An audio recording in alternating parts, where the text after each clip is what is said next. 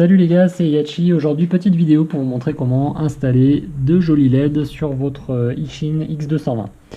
Alors c'était rien de très compliqué, il y a un petit peu de soudure quand même à faire. Donc je vais partir en fait de la deuxième barre de LED qui va se placer à droite. Et il suffit, vous voyez, de relier les trois entrées ici, le ground pour la terre, le moins donc, le DIN qui va en fait transmettre l'information de comment doivent clignoter les LED, et d'alimenter en fait avec le 5 volts qui va provenir tout simplement de la PDB.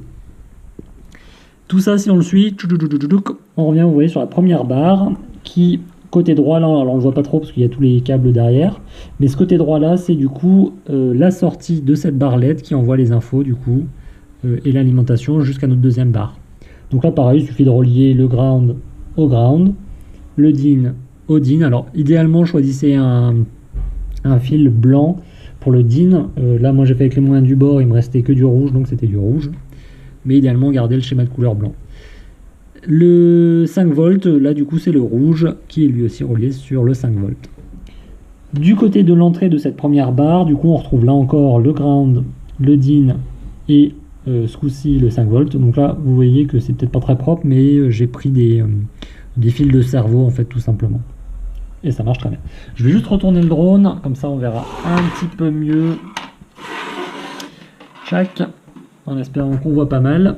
Mais donc simplement la sortie, alors c'est un petit peu à l'envers, mais la sortie DIN qui reçoit donc les informations de la SP Racing va être reliée, vous voyez ici, et on va souder sur le LED strip qui va du coup lui transmettre les infos qu'on va pouvoir du coup programmer via Betaflight.